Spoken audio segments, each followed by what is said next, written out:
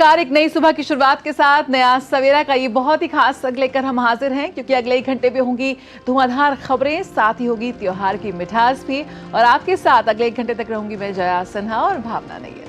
सुप्रभात जया, धन्यवाद। अगले 1 घंटे में हम आपको दिखाएंगे देश और दुनिया की ताज़ा तरीन खबरें। और नया सवेरा में जिन मुख्य खबरों पर आज हमारी नजर रहने वाली है वो है 24 की चुनौती से जुड़ी तमाम खबरें आपके समक्ष लेकर आएंगे, जिसमें प्रधानमंत्री नरेंद्र मोदी आज धुआंधार प्रचार करने वाले हैं उत्तराखंड और राजस्थान में। बिल्कुल, यहाँ पर तमाम जो पॉलिटिकल पार्टीज हैं उन अपने स्टार प्रचारकों को यहाँ पर मैदान में उतार दिया है। तो क्या कुछ लाइनअप है आज तमाम पॉलिटिकल रैलीज का, खबरों का, वो भी आपको बताएंगे। जी हाँ, लोकसभा चुनावों के साथ विधानसभा चुनावों की भी तैयारियां पूरी तरह से चल रही हैं। भाजपा आज सिक्किम विधानसभा चुनाव के लिए आज घोषणा पत्र जारी कर सकती है। बिल्कुल, और साथ ही साथ बात होगी ईद मुबारक की और बात होगी नवरात्र की, जिसका आज तीसरा दिन है। यहाँ पर पूरा देश इस वक्त आस्था में डूबा हुआ है। उससे जुड़ी भी कुछ बेहद खूबसूरत तस्वीरें आपको दिखाएंगे। शुरुआत करते हैं इस वक्त की सुर्खियों के साथ। प्रधानमंत्री नरेंद्र मोदी आज उत्तराखंड और राजस्थान में भरेंगे चुनावी हुंकार।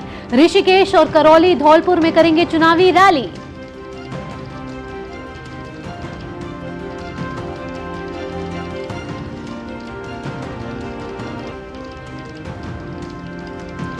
चौबीस की चुनौती में अमित शाह मध्य प्रदेश और महाराष्ट्र में करेंगे जनसभा। राजस्थान के बीकानेर और जोधपुर में राहुल गांधी की आज होगी रैली। अन्य विपक्षी दलों ने भी झोंकी पूरी ताकत।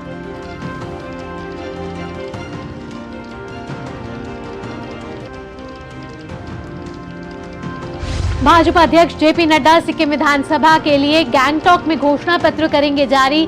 पोर्ट ब्लेयर में करेंगे चुनावी रैली।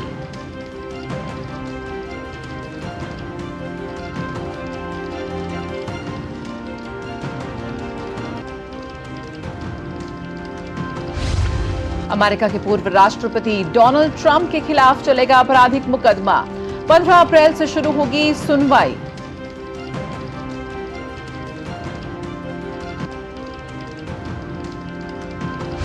देश भर में बिखरी ईद की मिठास, मस्जिदों में अदा की जा रही है ईद की नमाज। राष्ट्रपति, उपराष्ट्रपति और प्रधानमंत्री ने दी शुभकामनाएं।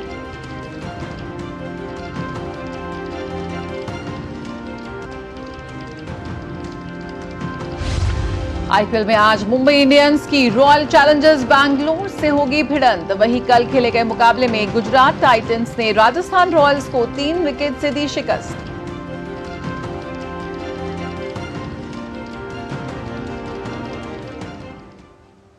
और नया सवेरा की शुरुआत करते हैं। सबसे पहले बात कर लेते हैं 24 की चुनौती की।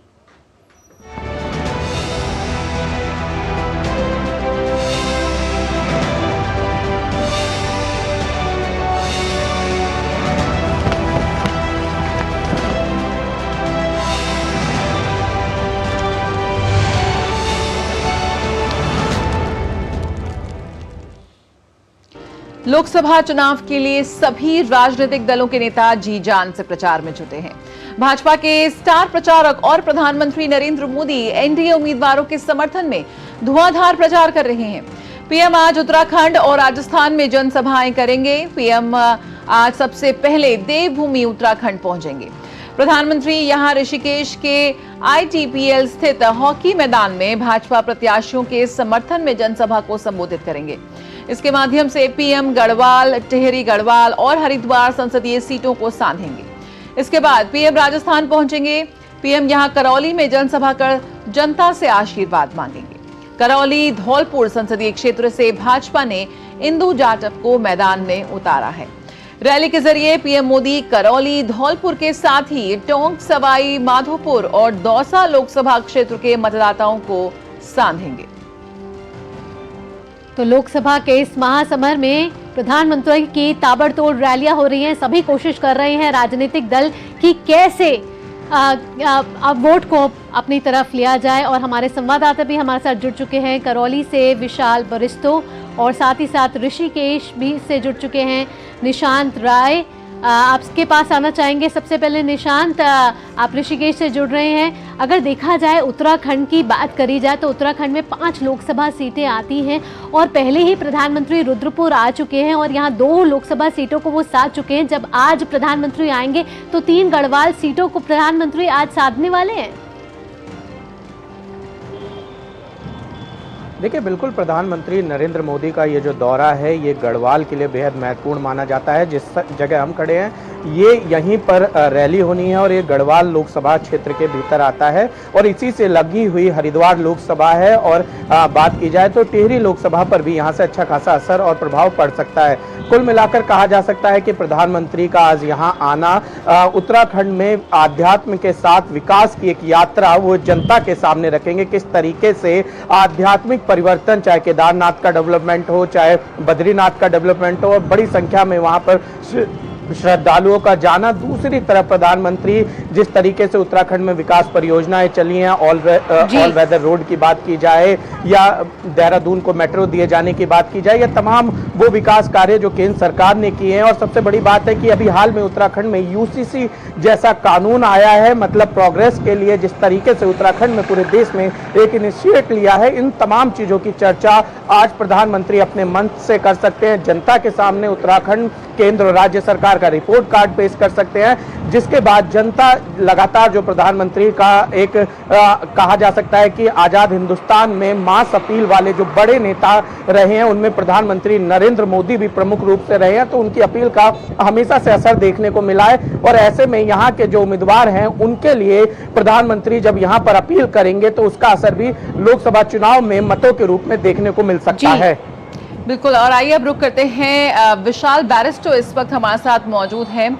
विशाल, जिस तरह से हम देख रहे हैं तापमान बढ़ रहा है, उसी तरह से चुनावी पारा भी यहाँ पर बढ़ता साफ तौर पर नजर आ रहा है।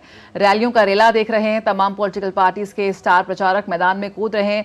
किस तरह से देख रहे हैं जो पहले चरण का जो मतदान है, समय काफी कम बचा है, ऐसे में जो तमाम पॉलिटिकल पार्टीज हैं किस तरह से वोटर्स को लुभा रही हैं? जया, सबसे पहले आपको और भावना को ईद का चांद मुबारक हो। मैं इस वक्त करौली में खड़ा हूं। करौली धौलपुर लोकसभा सीट है और करौली से जुड़ते हुए 2 राज्य हैं, मध्य प्रदेश और उत्तर प्रदेश। ये एक आरक्षित सीट है जो अनुसूचित जाति के लिए है। बीजेपी ने अपने सिटिंग एमपी को बदलकर एक महिला उम्मीदवार को चुनाव मैदान में उतारा है और इंदु देवी जाटव पहली बार चुनाव लड़ रही है। वो प्रधान रह चुकी हैं, लेकिन ये उनकी ओपनिंग इनिंग्स है और उन्हें प्रधानमंत्री का धन्यवाद किया। कल हमने उनसे बातचीत की कि उन्होंने 33% महिलाओं को जो आरक्षण देने की बात की है उसके तहत उनको टिकट दिया है। अगर हम करौली की बात करें तो यहाँ पर चुनावी मुद्दा है कि ये जो क्षेत्र है, हालांकि डिस्ट्रिक्ट हेडक्वार्टर है, लेकिन फिर भी काफी पिछड़ा हुआ है। यहाँ पर रेल नेटवर्क नहीं है, एम्स की उन्होंने डिमांड की है और एक कृष्णा नेटवर्क की उन्होंने डिमांड की है कि यहाँ पर जो मदन मोहन का मंदिर है उसे राजस्थान के जो अन्य मंदिर है, खासतौर से नाथद्वारा का जो कृष्ण मंदिर है, उससे जोड़ा जाए। 19 तारीख को पहला चरण का चुनाव होगा और प्रधानमंत्री नरेंद्र मोदी का ये चौथा दौरा है। कोटपुतली के बाद चूरू, पुष्कर और फिर वो आ रहे हैं यहाँ पर करौली के अंदर। कल दौसा के अंदर वो एक रोड शो भी करने वाले हैं। अगर हम कांग्रेस की बात करें तो राहुल गांधी भी आज जोधपुर और बीकानेर में रैलियां करने वाले हैं।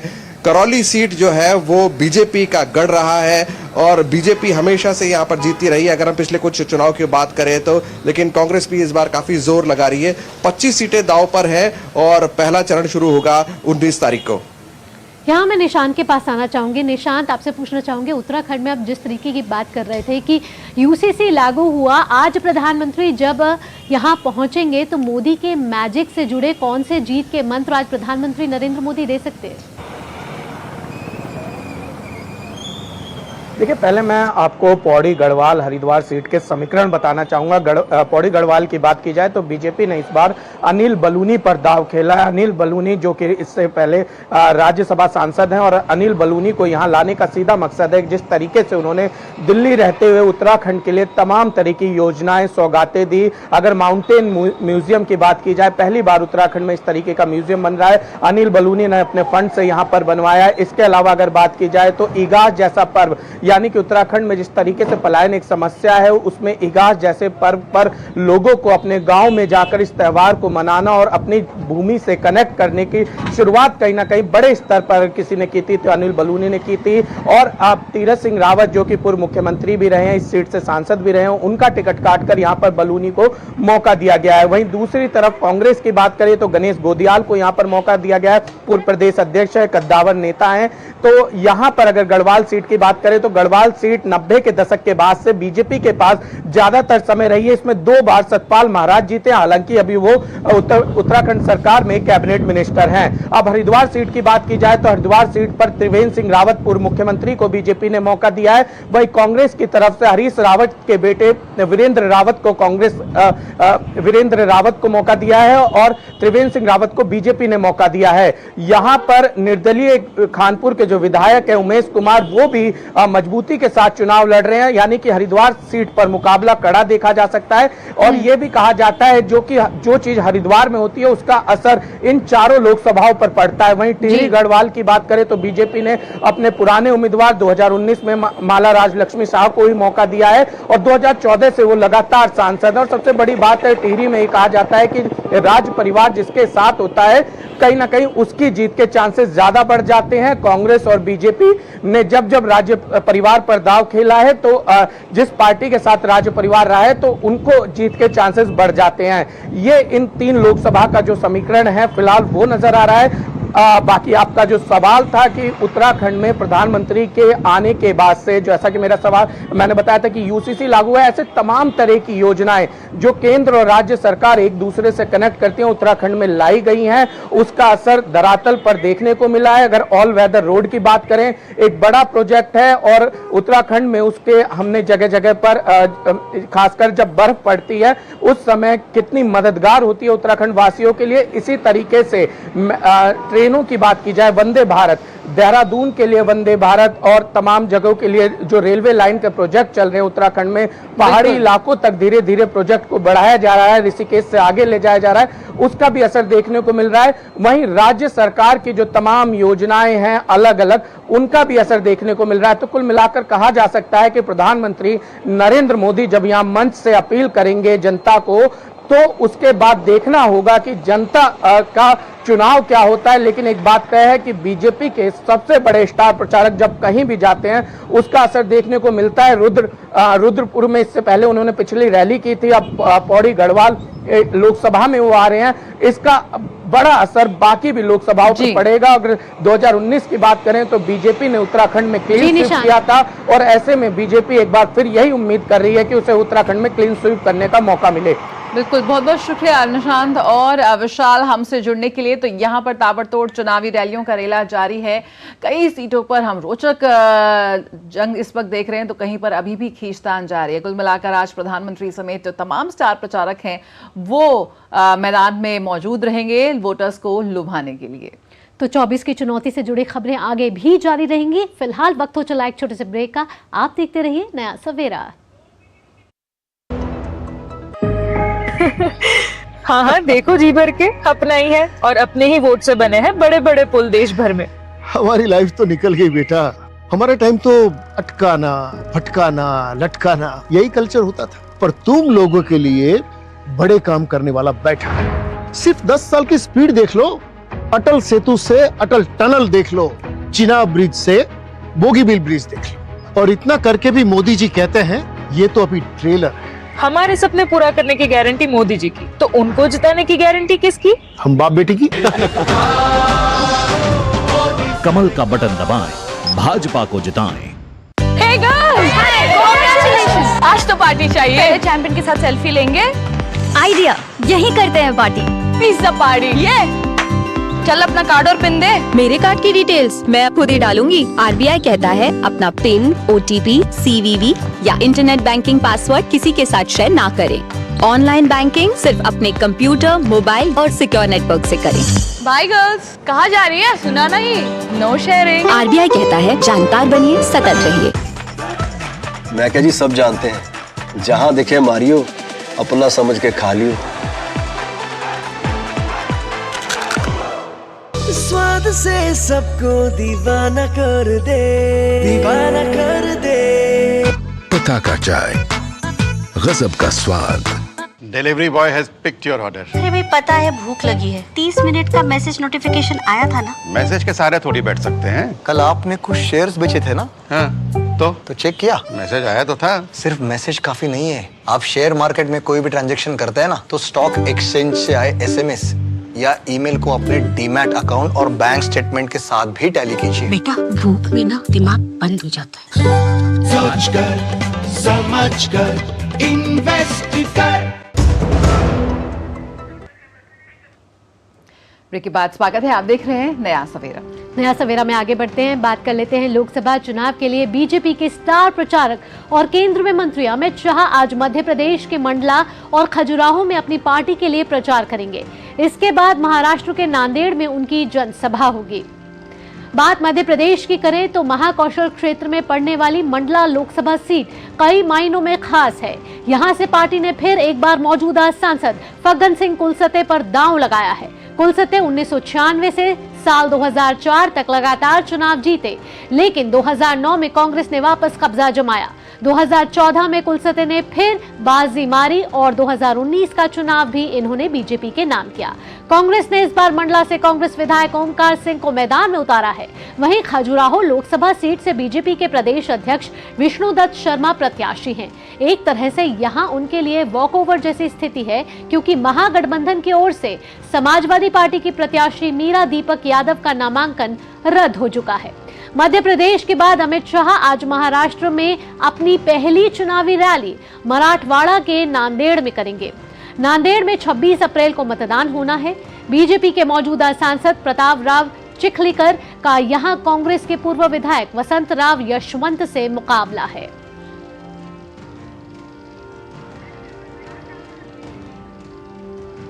भाजपा के स्टार प्रचारक और रक्षा मंत्री राजनाथ सिंह भाजपा उम्मीदवारों के समर्थन में लगातार चुनाव प्रचार कर रहे हैं। राजनाथ सिंह आज मध्य प्रदेश के चुनावी दौरे पर रहेंगे। यहां वो सतना में चुनावी जनसभा करेंगे। सतना लोकसभा निर्वाचन क्षेत्र से भाजपा ने मौजूदा सांसद गणेश सिंह को उम्मीदवार बनाया है। वहीं बात अब कांग्रेस की करें तो लोकसभा चुनाव प्रचार में कांग्रेस समेत विपक्षी गठबंधन के दलों ने भी पूरी ताकत झोंक दी है। कांग्रेस के पूर्व राष्ट्रीय अध्यक्ष राहुल गांधी आज राजस्थान में 2 सार्वजनिक जनसभाएं करेंगे। राहुल गांधी की पहली जनसभा बीकानेर के अनूपगढ़ में होगी। बीकानेर लोकसभा निर्वाचन क्षेत्र से कांग्रेस के प्रत्याशी गोविंद राम मेघवाल है।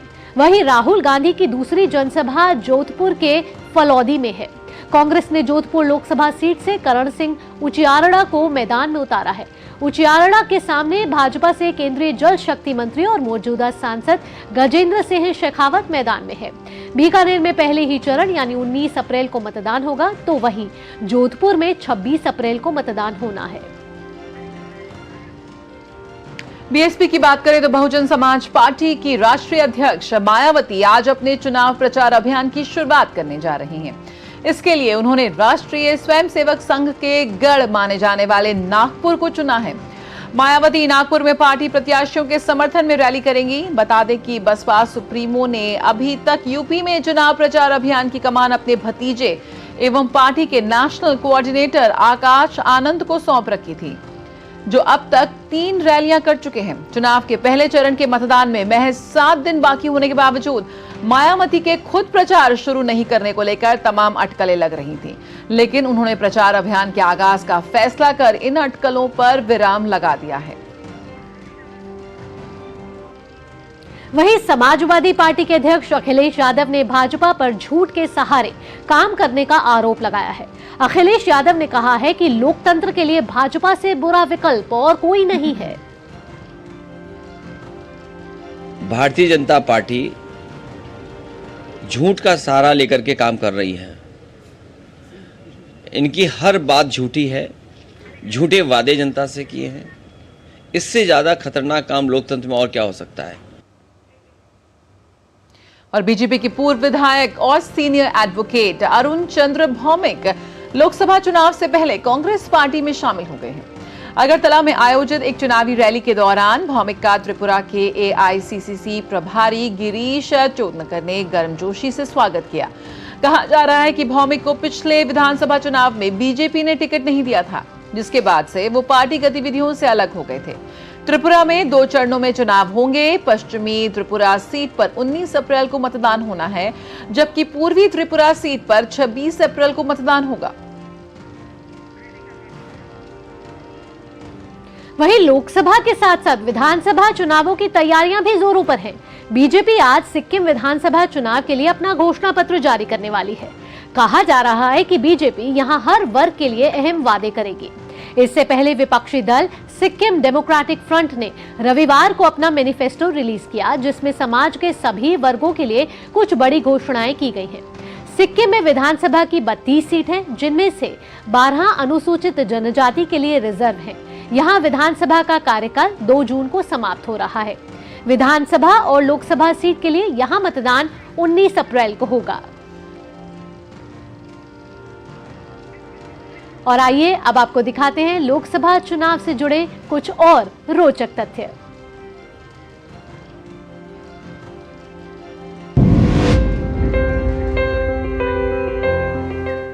अठारहवीं लोकसभा के चुनावों की तैयारी पूरे देश भर में जोरों पर है। 18वीं लोकसभा के लिए देश में 7 चरणों में मतदान होना है। अगर लोकसभा चुनावों से जुड़े कुछ रोचक तथ्यों की बात करें तो देश में दूसरा लोकसभा चुनाव 1957 में हुआ था। दूसरा लोकसभा चुनाव करीब 3.5 महीने तक चला था। यह चुनाव 24 फरवरी से 9 जून 1957 के बीच संपन्न हुआ था। वहीं इस चुनाव में 494 सीटों के लिए मतदान हुआ था। इस चुनाव में कुल मतदाताओं की संख्या 19 करोड़ 36 लाख से अधिक थी। हालांकि इस चुनाव में केवल 45% से अधिक मतदान हुआ था। दिलचस्प यह रहा कि 42 सीट और 19.3% वोट स्वतंत्र उम्मीदवारों यानी निर्दलियों को मिले थे। जनादेश डेस्क, डीडी न्यूज।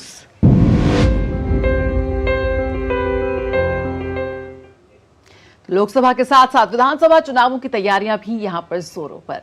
24 की चुनौती में फिलहाल इतना ही। रुकेंगे एक छोटे से ब्रेक के लिए।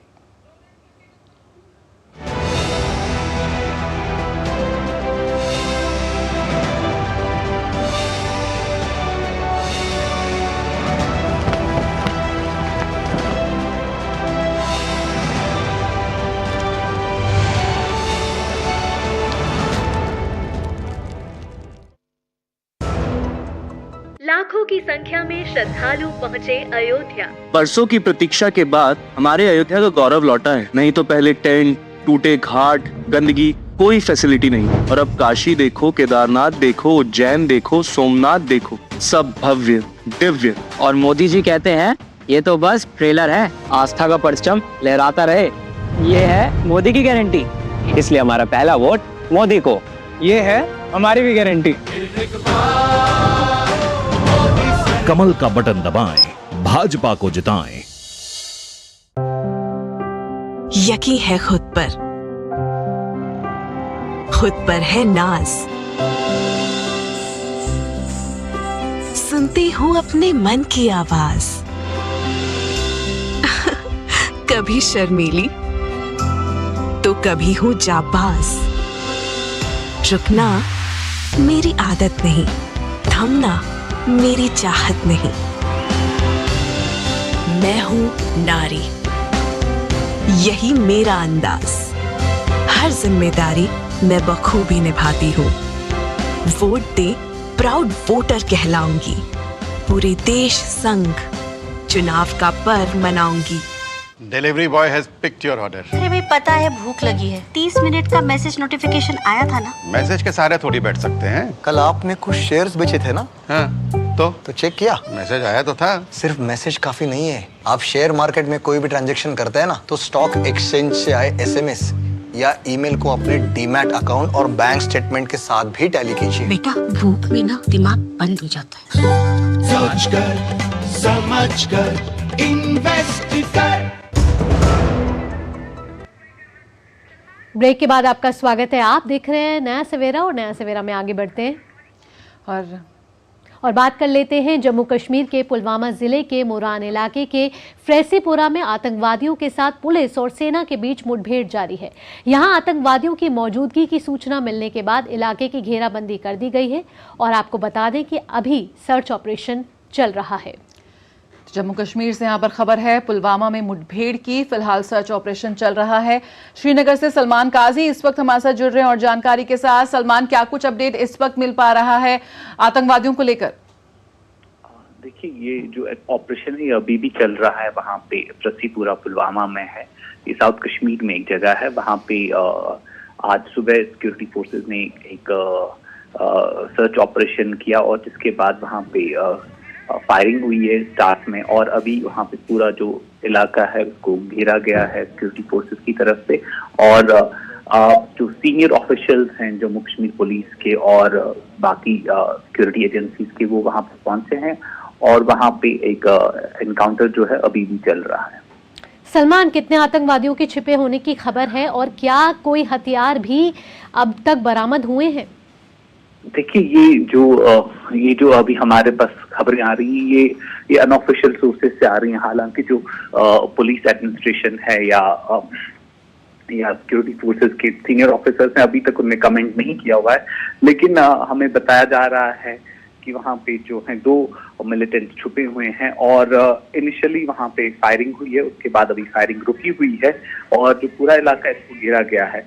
अभी जो ये ऑपरेशन है अभी ये कंक्लूड नहीं हुआ है और जो वेपन रिकवरी या बाकी जो इंक्रिमिनेटिंग एविडेंस होगी या कोई मटेरियल होगा वहाँ पे क्या मिलेगा वहाँ से, उसके बाद एक सिक्योरिटी फोर्सेस की तरफ से एक ब्रीफिंग दी जाती है बाकायदा तौर पे, जिसमें बताया जाता है कि ये जो जगह है यहाँ पे क्या क्या बरामद हुआ है।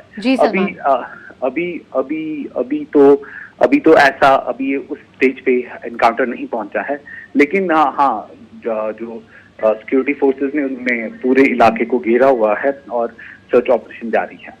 बिल्कुल, तो पुलवामा में यहाँ पर मुठभेड़ इस वक्त जारी है सिक्योरिटी फोर्सेस और आतंकवादियों के बीच। अभी क्या कुछ अपडेट इस पर और निकल कर आएगा, हम आपको लगातार अपडेट देते रहेंगे। फिलहाल यहाँ पर पूरा जो इलाका है वो कॉर्डन ऑफ कर दिया है। सुरक्षा बलों ने 2 आतंकवादियों के घर में छिपे होने की खबर यहाँ पर सामने आ रही है। बहुत बहुत शुक्रिया सलमान जानकारी के लिए।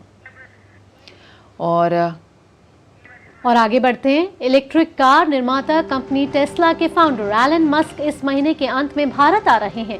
ये उनका भारत का पहला दौरा होगा। एलन मस्क ने सोशल मीडिया एक्स पर भारत आगमन से पहले एक संदेश लिखा है। उन्होंने एक्स पर अपने संदेश में लिखा है कि भारत में प्रधानमंत्री नरेंद्र मोदी से मिलने की प्रतीक्षा है। और आइए बात कर लेते हैं नवरात्रि की। चैत्र नवरात्रि का आज तीसरा दिन है। नवरात्रि के तीसरे दिन मां चंद्रघंटा की पूजा का विशेष महत्व होता है। मां दुर्गा के 9 स्वरूपों में से एक मां चंद्रघंटा परम शांतिदायक और कल्याणकारी मानी जाती है। मस्तक पर घंटे के आकार का अर्धचंद्र होने के कारण मां के इस स्वरूप का नाम चंद्रघंटा पड़ा है। देश भर के मंदिरों में भीड़ हर्षोल्लास के साथ नवरात्रि का तीसरे दिन की जो पूजा है वो जारी है। वहीं आज ईद का भी पावन त्योहार है। राजधानी दिल्ली समेत देश के कई बड़े शहरों में शव्वाल महीने के चांद का दीदार होने के बाद जम्मू कश्मीर, लद्दाख और केरल को छोड़कर आज पूरे देश में बड़े ही उत्साह के साथ ईद उल फित्र मनाई जा रही है। ईद त्योहार खुशियों और भाईचारे का त्योहार है। इस दिन मुस्लिम समुदाय के लोग सुबह ईद की नमाज पढ़ते हैं। इसके बाद एक दूसरे को गले मिलकर ईद की बधाई दी जाती है। ईद के दिन के लिए खास सेवियां, खीर और तरह तरह के स्वादिष्ट व्यंजन तैयार किए जाते हैं। राष्ट्रपति, उपराष्ट्रपति और प्रधानमंत्री ने सभी को ईद की पावन पर्व पर शुभकामनाएं दी हैं। तो ईद मुबारक। और बीती रात शव्वाल महीने के चांद का हुआ था दीदार। आपको सीधे रुख करते हैं जामा मस्जिद, आपको लिए चलते हैं जहां पर मलिक अख्तर इस वक्त मौजूद हैं। बहुत बहुत ईद मुबारक मलिक अख्तर इस वक्त। साथ ही हमारे साथ सलमान हैदर भी जुड़ रहे हैं पटना से, रामेंद्र भी हैं हमारे साथ लखनऊ से। तमाम संवाददाता इस वक्त हमारे साथ जुड़ गए हैं। ईद मुबारक आप सभी को। सबसे पहले दिल्ली के जामा मस्जिद का रुख करते हैं। मलिक अख्तर वहाँ मौजूद है। मलिक अख्तर, जिस तरह से बताएंगे ईद उल फितर, यहाँ पर फित्र देने का त्योहार है। बहुत ही मीठा सेवइयों का इस बार मीठी ईद इसे कहा जाता है। किस तरह से इस वक्त आप वहाँ पर रौनक देख रहे हैं? क्या कुछ कार्यक्रम रहने वाला है ईद की नमाज को अदा करने के लिए? जामा मस्जिद में ईद की नमाज सुबह लगभग 6:30 बजे हुई थी और उसके बाद से हम देख सकते हैं कि यहाँ पे लोग जो है नमाज के बाद बहुत सारे लोग तो घरों को चले गए हैं और बहुत सारे लोग अभी भी मस्जिद के आंगन में मौजूद हैं। हमारे कैमरामैन आपको दिखाएंगे कि मस्जिद का जो पूरा आंगन है वो लोगों से भरा हुआ है और चूंकि आज धूप कम है इसलिए लोग देर तक आंगन में रुके हुए हैं और एक दूसरे को ईद की मुबारकबाद दे रहे हैं। और आजकल जो त्योहारों के साथ एक ज़रूरी हिस्सा बन गया है सेल्फियों का, वो लिया जा रहा है। इसके बाद लोग घरों को जाएंगे और घरों में जाने के बाद एक दूसरे को सिवैयाँ खिलाई जाएंगी, एक दूसरे को बधाई दी जाएगी और जो ईद मनाने का सिलसिला है वो दिन भर जारी रहेगा। यहाँ हम सलमान के पास भी आना चाहेंगे। सलमान, आप पटना में मौजूद हैं। 30 दिन के रोज़े के बाद आज ईद आई है और पावन त्योहार माना जाता है और ईद की नमाज का तो ख़ास महत्व है। पटना के नज़ारे आप दिखाएं।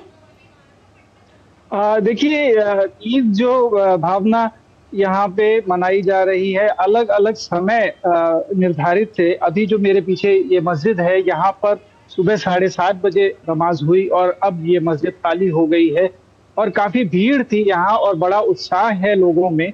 गांधी मैदान में मुख्य समारोह होता है जहाँ पे मुख्यमंत्री आते हैं और वो अब से थोड़ी देर में आने ही वाले हैं और ये सारा जो मंजर होता है ये बड़ा ही उत्साहपूर्ण होता है। बहुत उत्सव का माहौल है यहाँ पर और साथ ही साथ इसके बाद लोग गले मिलते हुए देखे गए। ज्यादातर जगहों पे चूंकि तेज गर्मी पड़ रही है इस वजह से नमाज के जो वक्त है वो सुबह का ही रखा गया था। सुबह 7:30 से 9 के बीच ज्यादातर जगहों पे नमाज होगी और इसके बाद लोग अपने अपने घरों में या अपने मित्रों से मिलने जाएंगे। गले मिलने का बहुत ज्यादा रिवाज है इस मौके पर। और अगर पटना के पकवानों की बात करें तो यहाँ शीर खोरमा और सेवैयाँ बहुत मशहूर हैं जिसका आनंद लोग लेते हैं और एक दूसरे में बांट करके अपनी खुशियाँ बांटते हैं। ईद का जो आध्यात्मिक या धार्मिक महत्व है वो ये है कि 30 दिनों के रोजे के बाद एक तरह से शुक्राना अदा किया जाता है। नमाज सिर्फ 2 रकत की होती है जिसमें मुश्किल से 10 मिनट लगते हैं लेकिन इसका महत्व ये है कि उस ईश्वर के प्रति धन्यवाद देना और साथ ही साथ जो खल्क़ खुदा है यानी जो लोग हैं जो वंचित हैं उनको ज़कात और फित्रा अदा किया जाता है। फित्रा एक तरह से एक छोटी सी रकम होती है जो गरीबों में बांटी जाती है। तो ये सारी खुशियाँ मिल बांट करके मनाने का त्यौहार ईद यहाँ बहुत ही हर्षोल्लास के वातावरण में मनाया जा रहा है। जी भावना। बिल्कुल। और रामेंद्र भी हमारे साथ जुड़े हुए हैं। रामेंद्र, अल्लाह को शुक्र करने का, उन्हें धन्यवाद कहने का त्योहार, ये ईद का त्योहार। अगर लखनऊ की बात करें तो किस तरह से जो नज़ारे पूरे देश में हमें देखने को मिल रहे हैं उत्साह के, बहुत ज़्यादा हर्षोल्लास के साथ जब ईद मनाई जा रही है। इस बार तो रौनक ही अलग है, काफ़ी ज़्यादा शॉपिंग हुई है। किस तरह से आप देख रहे हैं लखनऊ में इस वक्त तस्वीरें? देखिए, दुनिया में चाहे जहाँ ईद मनाई जाती होती है लेकिन लखनऊ की ईद अलग है। लखनऊ की ईद हिंदू मुस्लिम की एकता की ईद है और यहाँ किसी ने लिखा है कि ईद के वक्त पूरा जो लखनऊ है वो ईरान लगता है। यानी जो यहाँ सिया कम्युनिटी थे, उनके नवाब थे, तो उस तरीके से अगर देखें तो कि ईद का बड़ा मतलब है। और जिस गली से आप गुजरेंगे ना, महक आपकी नाक के नथनों में भर जाएगी, क्योंकि सिवैयाँ और तमाम व्यंजन बनाए जाते हैं और ये एक दूसरे से जुड़े रहने का कल्चर है। जहाँ जिस ईदगाह में खड़े हैं वहाँ 10 बजे नमाज अदा होगी, इसके जस्ट सामने रामलीला मैदान है। यानी दोनों जो समुदाय हैं, दोनों धर्म हैं, कैसे एक साथ बहते हैं, ये लखनऊ तहजीब की नगरी सिखाती है। यहाँ जो काम करने वाले लोग हैं, जो ईदगाह कमेटी को संचालित करते हैं, यहाँ भी हिंदू मुसलमान दोनों हैं। अभी बहुत सारे ढेर सारे लोग हिंदू आएंगे जो मुस्लिम भाइयों को ईद की शुभकामनाएं प्रेषित करेंगे गले मिलके। तो ये कल्चर लखनऊ का अलग है। दुनिया की ईद अलग होगी, लखनऊ की ईद अलग है। यहाँ प्रेम है, स्नेह है, मिलन है, भाईचारा है। ये शायद कम देखने को मिलता है जितना आपस में स्नेह है, प्रेम लखनऊ में देखने को मिलता है। जया, यहाँ मैं मलिका अख्तर के पास आना चाहूँगी जो दिल्ली के जामा मस्जिद में मौजूद है। मलिके, ईद का त्यौहार ऐसा भी होता है कि जहाँ बच्चे जो हैं वो ईदी मांगते हैं और घर घर जाके परिवार के जो सदस्य हैं वो बहन को या फिर आगे रिश्तेदारों को ईद देने जाते हैं। हमने देखा कि मस्जिदों में तो खूब रौनक नज़र आ रही है, लेकिन अगर घर की रौनक की बात की जाए तो नए नए कपड़े लेने का, नए नए कपड़े पहनने का आज दिन है। जो रमज़ान का आखिरी हफ्ता है, उस पूरे हफ्ते से ही ईद की जो तैयारियां हैं, जो उसके जो खुशियां हैं वो शुरू हो जाती हैं। और आपने सही कहा कि बच्चों को ईदी दी जाती है, बहनों को त्यौहारी दी जाती है। और आज जो पूरा दिन है उसमें लोग एक दूसरे के घर जाएंगे, त्यौहार देंगे, बहनों के यहाँ जाया जाएगा। जो छोटे बच्चे हैं घर के, उनको तमाम रिश्तेदारों से त्यौहारी ईदी मिलेगी। इसके अलावा जो इस त्यौहार का एक और पक्ष है वो ये है कि चूंकि जो पूरा रमजान का महीना है उसमें सभी जो लोग हैं मुसलमान हैं वो पूरे महीने रोजा रखते हैं। तो ये माना जाता है कि रोजा रखने से उनको भूख प्यास का एहसास होता है और उनको पता चलता है कि भूख प्यास क्या है। और उसके बाद जो ये ईद का त्यौहार आता है ये संदेश देता है कि उस भूख प्यास के एहसास के बाद अब उन लोगों की खबर ली जाए, उन लोगों की मदद की जाए जो इससे आमतौर पर गुजरते हैं। इसीलिए इस दिन दान दिया जाता है, जिसका अभी जिक्र किया सलमान नदर साहब ने, फितरा दिया जाता है। तो ये त्यौहार एक तरीके से ये संदेश भी देता है कि उन लोगों की मदद की जाए जिनकी जो तकलीफ है उनसे हम आमतौर पे नहीं गुजरते हैं, उनके दुख को समझें, उनकी तकलीफ को समझें और उनके साथ खड़े हों। बिल्कुल, तो बहुत बहुत शुक्रिया हमारे तमाम संवाददाताओं को, रामेंद्र, सलमान और मलिक अख्तर। बिल्कुल यहाँ पर सिर्फ लखनऊ ही नहीं, पूरा देश जो भारत देश है, पूरी दुनिया को यहाँ पर एकता का संदेश दे रहा है, जहाँ पर नवरात्रि का त्योहार और ईद का त्योहार एक साथ मनाया जा रहा है। और बढ़ते हैं आगे, इस वक्त की बड़ी खबर पर नजर डाल लेते हैं। दिल्ली के मुख्यमंत्री अरविंद केजरीवाल के निजी सचिव विभव कुमार को बर्खास्त करने का आदेश जारी कर दिया गया है। दिल्ली के विजिलेंस विभाग के स्पेशल सेक्रेटरी YVVJ राजशेखर ने यह आदेश जारी किया है। और आपको बताएं कि इस आदेश में कहा गया है कि विभव कुमार पर साल 2007 में पब्लिक सर्वेंट को उसकी ड्यूटी करने से रोकने और धमकाने के आरोप में FIR दर्ज हुई थी। इसका हवाला देते हुए विभव कुमार की निजी सचिव के तौर पर नियुक्ति को अवैध घोषित किया गया है और तुरंत प्रभाव से उनकी सेवाएं समाप्त करने का आदेश जारी कर दिया गया है।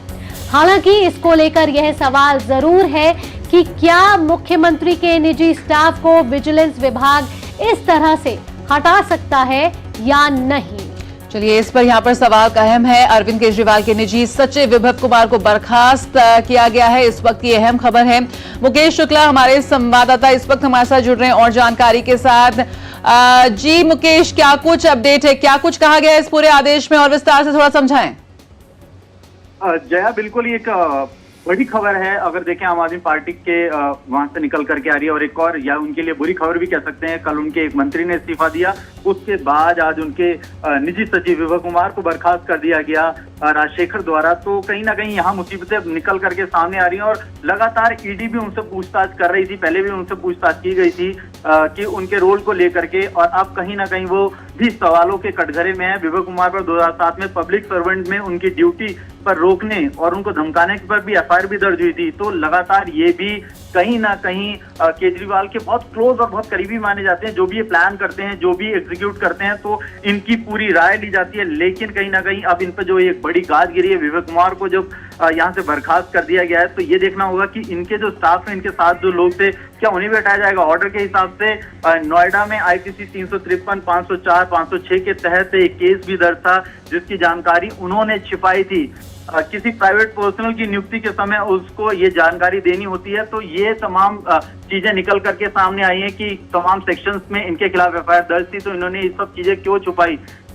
ऐसे में अब इस विभव कुमार को हटाने से कहीं ना कहीं केजरीवाल की और मुसीबतें बढ़ जाएंगी, जो तिहाड़ जेल में मौजूद हैं। कल उनके जब मंत्री ने इस्तीफा दिया, उन्होंने भी बहुत वहां पर अपने आप को पीड़ित महसूस किया कि वो इतने साल से इस सरकार में काम कर रहे थे, लेकिन जो सरकार आई थी देश में राजधानी को साफ कर देंगे, जितना भी करप्शन है उसको मिटा देंगे, लेकिन अब एक एक करके उनके करीबियों पर भी गाज गिरती नजर आ रही है और मंत्री छोड़ करके जा रहे हैं। अब विभव कुमार का यहाँ पर पद से हटा देना एक बुरी खबर है केजरीवाल के लिए। बिल्कुल मुकेश, तो दिल्ली सरकार के लिए मुश्किलें लगातार बढ़ती जा रही है। मुकेश, आपसे जानना चाहेंगे कि अब जब बर्खास्त के आदेश आ गए हैं, तो क्या विभव कुमार पर अब कोई कानूनी कार्रवाई भी की जा सकती है? बिल्कुल उनसे कानूनी कार्रवाई की जाएगी, उनसे इन तमाम सेक्शंस में जो उनके ऊपर सेक्शंस लगे थे उनसे पूछताछ की जाएगी कि उन्होंने क्यों इनको छुपाया। और कई सारे जो कल उन्होंने आरोप लगाए थे आनंद जी ने, राजकुमार आनंद ने, तो उस पर भी जानकारी होगी कि उन्होंने साफ साफ कहा था कि भर्ती को लेकर के घोटाला है और भी कई घोटाले हैं। तो निजी सचिव का बड़ा रोल रहता है तमाम भर्ती, तमाम प्लानिंग करने में। तो यहाँ पर ईडी उनसे जरूर पूछताछ करेगी, सीबीआई भी उनसे पूछताछ करेगी कि भाई क्या आपके पास ये जो तमाम आरोप लग रहे हैं इसमें आपका क्या रोल बनता है, और जो तमाम सेक्शंस आप पर लगे हैं, आपके ऊपर धमकी का जो मुकदमा है उसको लेकर के भी यहाँ पर उनसे पूछताछ की जाएगी। तो कहीं ना कहीं अभी विभव कुमार की मुश्किलें यहाँ से बढ़नी शुरू होंगी, उनको यहाँ से राहत अब मिलने की कमी उम्मीद है। बिल्कुल, तो यहाँ पर बेहद अहम खबर। बहुत बहुत शुक्रिया मुकेश शुक्ला फिलहाल इस जानकारी के साथ। तो अरविंद केजरीवाल के निजी सचिव को विजिलेंस विभाग ने जारी किया आदेश। उनका जो निजी सचिव है विभव कुमार, उसकी नियुक्ति को यहां पर अवैध घोषित किया गया है और तुरंत प्रभाव से उनकी जो सेवाएं हैं उन्हें समाप्त करने का आदेश जारी किया गया है। 2007 में उन पर एक एफआईआर दर्ज की थी और ये बेहद महत्वपूर्ण है कि इस अहम जानकारी को उन्होंने छुपाया और लगातार अपने पद पर काम करते रहे। यहाँ पर विजिलेंस डिपार्टमेंट का आदेश आया है जिसने उसका संज्ञान लेते हुए इस बात को किया है कि उनकी जो सेवाएं हैं उन्हें तुरंत प्रभाव से यहाँ में समाप्त करने की बात कही है। और मुकेश हमारे साथ लगातार जुड़े हुए हैं। मुकेश, आपसे पूछना चाहेंगे कि दिल्ली सरकार की मुश्किलें लगातार बढ़ती जा रही हैं। पहले ही दिल्ली के मुख्यमंत्री अरविंद केजरीवाल तिहाड़ में बंद हैं, उसके साथ साथ दिल्ली के कई मंत्री भी शराब घोटाले को लेकर जेल में बंद हैं। अब जब निजी सचिव को बर्खास्त करने के आदेश दिए जा चुके हैं तो दिल्ली सरकार के चलने, फंक्शनिंग को लेकर किस तरीके से रुकावटें आ सकती हैं?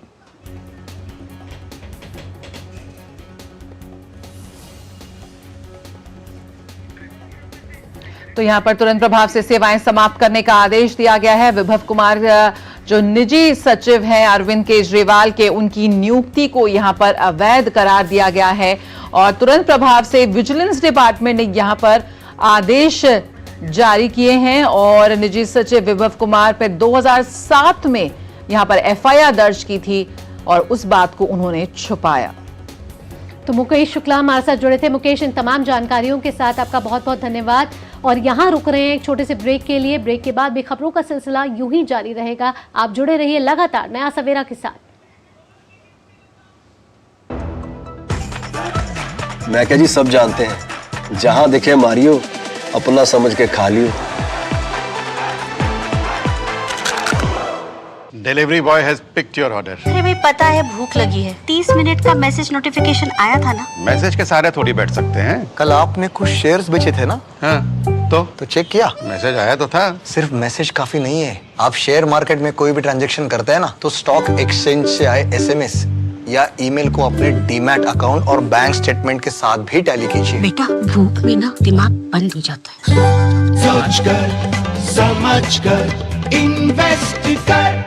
स्वाद से सबको दीवाना कर दे, दीवाना कर दे। पता का चाय, गजब का स्वाद। हाँ हाँ, देखो जी भर के अपना ही है और अपने ही वोट से बने हैं बड़े बड़े पुल देश भर में। हमारी लाइफ तो निकल गई बेटा। हमारे टाइम तो अटकाना, फटकाना, लटकाना यही कल्चर होता था, पर तुम लोगों के लिए बड़े काम करने वाला बैठा है। सिर्फ 10 साल की स्पीड देख लो। अटल सेतु से अटल टनल देख लो, चिनाब ब्रिज से बोगीबील ब्रिज देख लो, और इतना करके भी मोदी जी कहते हैं ये तो अभी ट्रेलर है।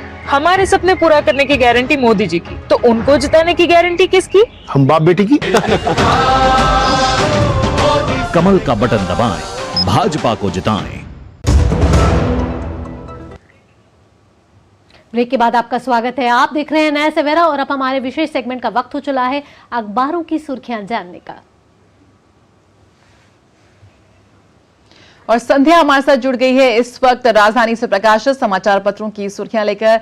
गुड मॉर्निंग संध्या, क्या कुछ खास है आज इस सेगमेंट में? गुड मॉर्निंग जया और भावना। अखबारों की सुर्खियों की शुरुआत करते हैं विदेशी धरती पर भारत को मिले एक और बंदरगाह पर अधिकार से जुड़ी खबर के साथ, जिसे हरिभूमि अखबार ने अपने पहले पेज पर प्रकाशित किया है और बताया है कि ईरान में चाबहार बंदरगाह के बाद अब म्यांमार के सिटवे पोर्ट में अपना दूसरा विदेशी बंदरगाह संचालित करने का अधिकार भी भारत ने सुरक्षित कर लिया है। और आपको बता दें कि ये लिंक जो है वो वैकल्पिक मार्ग प्रदान करेगा और इससे पूर्वोत्तर राज्यों में माल भेजने के लिए एक वैकल्पिक मार्ग के साथ साथ कोलकाता से मिजोरम और उससे आगे तक सामान ढोने में होने वाली लागत और दूरी में होने वाली जो कमी है वो भी सामने आएगी। तो ये एक अच्छी खबर आज हरिभूमि अखबार ने अपने पहले पेज पर ली है। इसके अलावा हिंदुस्तान अखबार में आज एक खबर प्रकाशित की गई है और ये साथ साथ चेताया भी गया है कि दुनिया को बचाने के लिए 2 साल का वक्त है। जी हाँ, संयुक्त राष्ट्र जलवायु एजेंसी के प्रमुख ने ये चेतावनी देते हुए कहा है कि 2025 तक धरती पर कार्बन प्रदूषण को पूरी तरह खत्म करना होगा। और साथ ही उन्होंने ये भी कहा कि इसके लिए ग्रीन हाउस बनाने पर देशों को जोर देना होगा। साथ ही G20 देशों से आर्थिक सहायता की मांग भी की गई है। उन्होंने कहा कि ये कहना गलत नहीं होगा कि 2025 तक धरती पर कार्बन प्रदूषण को पूरी तरह खत्म करना बेहद जरूरी है। इसके अलावा देश विदेश पेज पर राष्ट्रीय सहारा अखबार ने आज 2 खबर ली है और बताया है कि नई ऊंचाइयों पर पहुंची भारत अमेरिकी साझेदारी। ये बात कही है राष्ट्रीय सुरक्षा सलाहकार अमेरिका के जो हैं जेक सुलिवन, उन्होंने ये बात कही और इसी को हेडलाइन बनाया गया है। इसके अलावा भारत का चेहरा बने मोदी, ये अमेरिका के वरिष्ठ सांसद ब्रैड शर्मन ने कहा है और उन्होंने ये भी कहा कि भारत निवेश के लिए एक उत्कृष्ट स्थान है। तो इस खबर को भी आज प्रमुखता के साथ अखबार ने लिया है। एक और खबर अमेरिकी पत्रिका में प्रधानमंत्री नरेंद्र मोदी के साक्षात्कार से जुड़ी हुई है, जिसे आज दैनिक जागरण अखबार ने अपने पहले पेज पर लिया है और उन्होंने जो कुछ खास बातें कही उसको लेकर के हेडलाइन बनाई गई है और लिखा है कि भारत चीन सीमा पर शांति बहाली की उम्मीद। प्रधानमंत्री ने कहा कि भारत और चीन के बीच स्थिर और शांतिपूर्ण संबंध पूरे क्षेत्र और विश्व के लिए बेहद महत्वपूर्ण है। इसके अलावा जनसत्ता अखबार ने आज पहले पेज पर 2 बड़ी खबरें ली है और बताया है कि संदेश खाली मामले में कलकत्ता हाईकोर्ट सख्त है और उन्होंने आदेश दिया है कि महिलाओं के उत्पीड़न और भूमि हथियाने की जांच सीबीआई करे। साथ ही भ्रष्टाचार और दलितों के साथ भेदभाव के मुद्दे पर दिल्ली के मंत्री राजकुमार आनंद ने मंत्रिमंडल से इस्तीफा दे दिया है, आप पार्टी से इस्तीफा दे दिया है और केजरीवाल की याचिका पर तत्काल सुनवाई से सुप्रीम कोर्ट का इनकार। जो ये बड़ी प्रमुख बातें हैं उसके साथ आज जनसत्ता अखबार ने अपने पहले पेज पर एक खबरें ली है। और चलते चलते एक और खबर की बात कर लें जो आज प्रमुख अखबारों में हमें देखने को मिली है। JNU देश का शीर्ष विश्वविद्यालय बन गया है। रैंकिंग के माध्यम से आज इस खबर को हेडलाइन बनाया गया है। विश्व रैंकिंग में IIM अहमदाबाद विश्व के प्रमुख 25 संस्थानों में से एक। ये भी खबर आज हमें अखबार में देखने को मिली है। संध्या राजधानी दिल्ली से प्रकाशित अखबारों की विभिन्न क्षेत्रों की खबरों को हमारे दर्शकों तक पहुंचाने के लिए आपका बहुत बहुत धन्यवाद। और आइए अब देखते हैं दुनिया भर की कुछ खास खबरें फटाफट अंदाज में।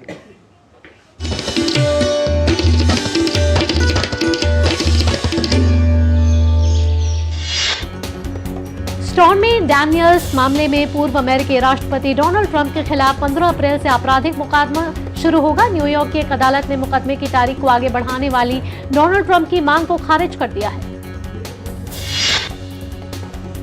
इजरायल और हमास के बीच संघर्ष को शुरू हुए 6 महीने हो गए हैं। इस बीच इजरायली सेना की एयर स्ट्राइक में हमास के राजनीतिक नेता इस्माइल हानियेह के 3 बेटे मारे गए हैं। IDF ने बताया कि वायुसेना के हमले में मारे गए तीनों बेटों की पहचान हमास सैन्य सेल कमांडर अमीर हनिये मोहम्मद और हजेम हनिये के रूप में हुई है। जापान के प्रधानमंत्री फुमियो किशिदा और उनकी पत्नी यूमियो किशिदा के लिए व्हाइट हाउस में राजकीय रात्रि भोज का आयोजन किया गया। अमेरिका के राष्ट्रपति जो बाइडेन और प्रथम महिला जिल बाइडेन प्रधानमंत्री फुमियो किशिदा और यूमियो किशिदा की मेजबानी की। यूराल नदी में पानी बढ़ने के बाद रूस और कजाकिस्तान के शहरों और कस्बों में बाढ़ आ गई है। इससे 1 लाख से अधिक लोगों को इलाका खाली करना पड़ा है। रूसी शहर आरनबर्ग के कई हिस्से पानी में डूब गए हैं। वहीं कजाकिस्तान में बाढ़ के कारण 97,000 से अधिक लोगों को सुरक्षित स्थानों पर पहुंचाया गया।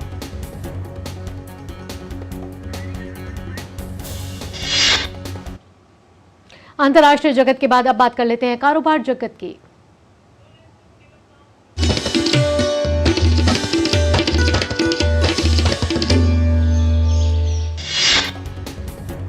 संयुक्त राष्ट्र की सस्टेनेबल डेवलपमेंट रिपोर्ट में कहा गया है कि वैश्विक स्तर पर निवेश नरम रहने की उम्मीद। इसके विपरीत दक्षिण एशिया, विशेष रूप से भारत में निवेश बना हुआ है मजबूत। यही कारण है कि बहुराष्ट्रीय कंपनियां भारत में दिखा रही हैं दिलचस्पी।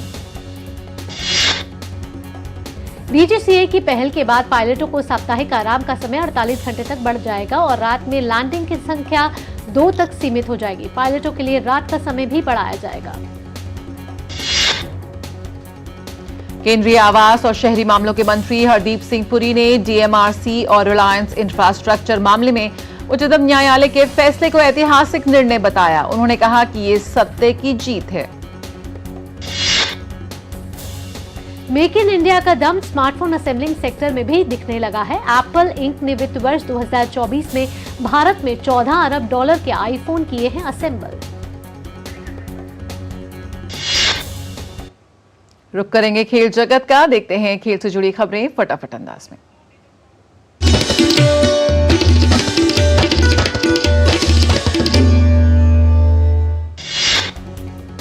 आईपीएल में आज मुंबई इंडियंस और रॉयल चैलेंजर्स बेंगलुरु की टीम आमने सामने होगी। मौजूदा टूर्नामेंट में दोनों टीमों का अब तक का सफर अच्छा नहीं रहा है।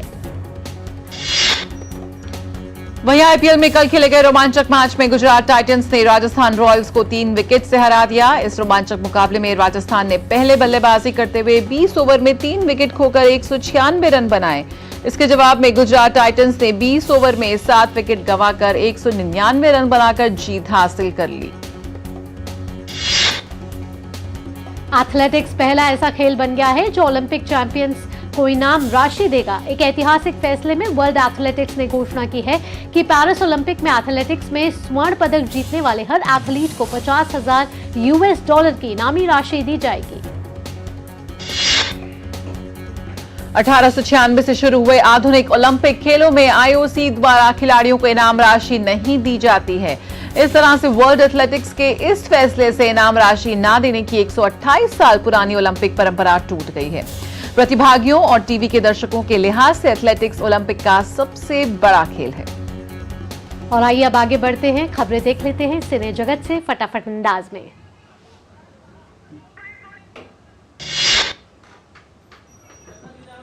अक्षय कुमार और टाइगर श्रॉफ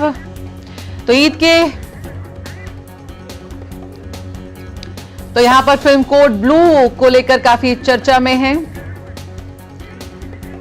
ओटीटी पर एक ऐसा शो रिलीज हुआ है जो कुछ कुरीतियों से बर्बाद होते जा रहे समाज की उम्मीद को किरण दे रहा है। और साथ ही साथ आपको बता दें कि शैतान फिल्म भी लगातार अच्छी कमाई कर रही है। शैतान के इतने दिनों के रिलीज के बावजूद शैतान सिनेमा घरों में छाई हुई है और लोगों में उत्साह मौजूद है।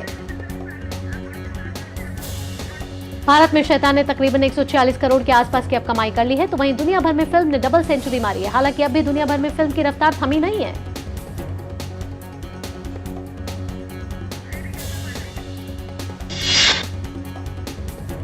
और आइए अब बात करते हैं सेहत की।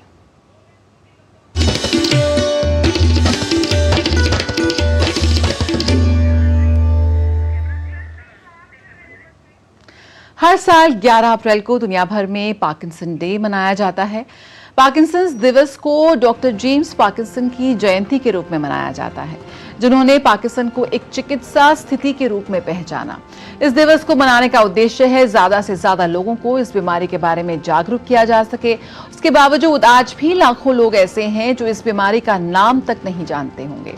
पार्किंसन डिजीज एक मस्तिष्क से जुड़ा विकार है जिसकी वजह से शरीर कई बार बेकाबू और आपे से बाहर हो जाता है। इस बीमारी के लक्षण धीरे धीरे शुरू होकर गंभीर रूप ले सकते हैं। ये है बलजीत सिंह बेदी। 60 साल के बलजीत सिंह बेदी पार्किंसन बीमारी से ग्रसित हैं। 12 साल पहले अचानक इनके हाथों में कंपन शुरू हुआ तो बलजीत सिंह ने लखनऊ में डॉक्टरों को दिखाया।